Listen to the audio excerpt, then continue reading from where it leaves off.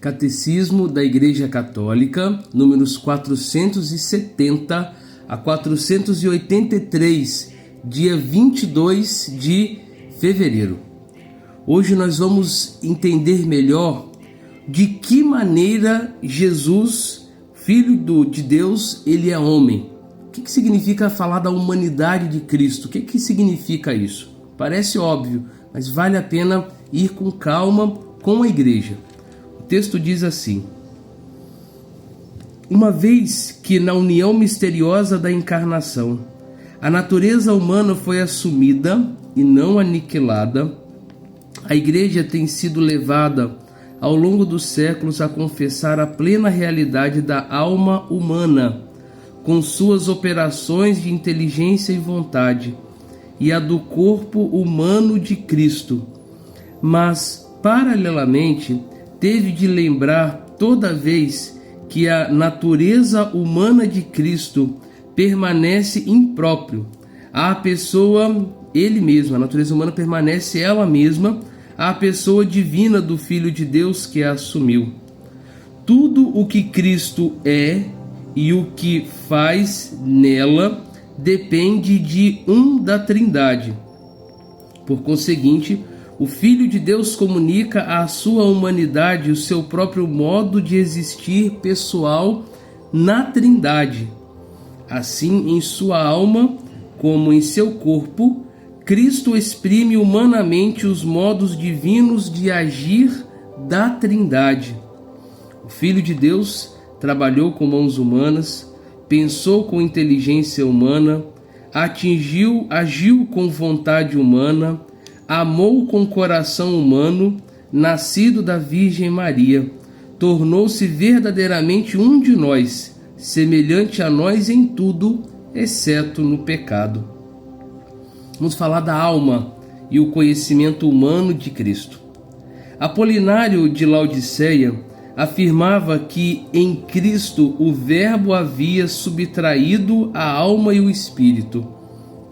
Contra esse erro, a Igreja confessou que o Filho assumiu também uma alma racional humana. Esta alma humana que o Filho de Deus assumiu é dotada de um verdadeiro conhecimento humano. Enquanto tal, este não podia ser em si ilimitado. Exercia-se nas condições históricas de sua existência no campo, no espaço e no tempo. Por isso, o Filho de Deus, ao tornar-se homem, pôde aceitar, crescer em sabedoria, estatura e graça. Lucas 2:52. E também informar-se sobre aquilo que na condição humana se deve aprender de maneira experimental. Isso correspondia à realidade de seu rebaixamento voluntário na condição de escravo. Mas, ao mesmo tempo, este conhecimento verdadeiramente humano do Filho de Deus exprimia a vida divina de sua pessoa. A natureza humana do Filho de Deus, não por si mesma, mas por sua união ao Verbo, conhecia e manifestava nela tudo o que convém a Deus. Este é, em primeiro lugar, o caso do conhecimento íntimo e direto que o Filho de Deus feito homem tem de seu Pai. O Filho mostrava também em seu conhecimento humano a penetração divina que tinha dos pensamentos secretos do coração dos homens. Por sua união à sabedoria divina da pessoa do Verbo encarnado, o conhecimento humano de Cristo gozava em plenitude da ciência dos desígnios eternos que viera revelar. O que ele reconhece desconhecer nesse campo, declara à luz não ser sua missão revelá-lo. Agora vamos ver o que é a vontade humana de Jesus. Paralelamente, a Igreja, no Sexto Concílio Ecumênico, confessou que Cristo possui duas vontades e duas operações naturais, divinas e humanas, não opostas, mas cooperantes, de sorte que o Verbo feito carne quis humanamente, na obediência a seu Pai, tudo o que decidiu divinamente com o Pai e o Espírito por nossa salvação. A vontade humana de Cristo segue a sua vontade divina, sem estar em resistência nem em oposição em relação a ela, mas antes sendo subordinada a essa vontade toda poderosa. Agora já falamos da alma de Cristo, da vontade de Cristo e agora do corpo de Jesus, o corpo humano de Jesus. Visto que o Verbo se fez carne, assumindo uma verdadeira humanidade, o corpo de Cristo era delimitado. Em razão disso, o rosto humano de Jesus pode ser desenhado. No Sexto Concílio Ecumênico, a Igreja reconheceu como legítimo que ele seja representado em imagens sagradas. Ao mesmo tempo, a Igreja sempre reconheceu que no corpo de Jesus, Deus, que por sua natureza invisível, se tornou visível aos nossos olhos. Com efeito, as particularidades individuais do corpo de Cristo exprimem a pessoa divina do Filho de Deus.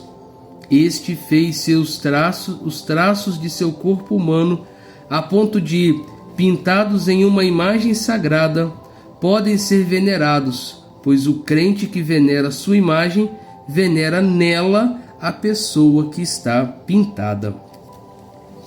Por fim, vamos falar do coração de Jesus. É o coração do Verbo encarnado. Jesus conheceu-nos e amou-nos a todos durante sua vida. Sua agonia e paixão entregou-se por nós a cada um de nós. O Filho de Deus amou-nos e amou-me e entregou-se por mim. Gálatas 2:20. Amou-nos a todos com o coração humano. Por essa razão, o Sagrado Coração de Jesus, traspassado por nossos pecados e para nossa salvação, é considerado o principal sinal e símbolo daquele amor com o qual o Divino Redentor ama ininterruptamente o Pai Eterno e todos os homens. Então isso é importante falar isso, porque a gente precisa entender de verdade, né, que Deus nos amou com o coração humano, que o coração humano é capaz de amar de forma mais profunda e de forma divina. Nós somos capazes disso, né? A gente tem que fazer um caminho para isso. Para isso tem aquela carta do Papa Francisco sobre o amor do coração divino e humano de Jesus. Esse número 478 talvez fique mais claro se você ler esse texto, tá, do Papa Francisco, do amor do coração humano e divino de Jesus. Vamos fazer um resumo agora sobre a encarnação de Jesus.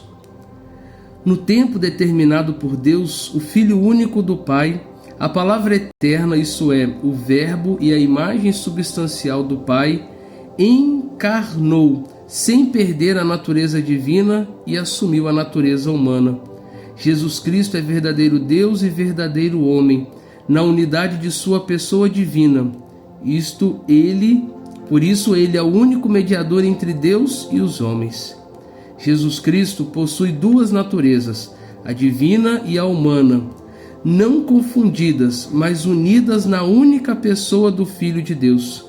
Sendo verdadeiro Deus e verdadeiro homem, Cristo tem uma inteligência e uma vontade humanas, perfeitamente concordantes com e submetidas à sua inteligência e sua vontade divinas, que têm em comum com o Pai e o Espírito Santo.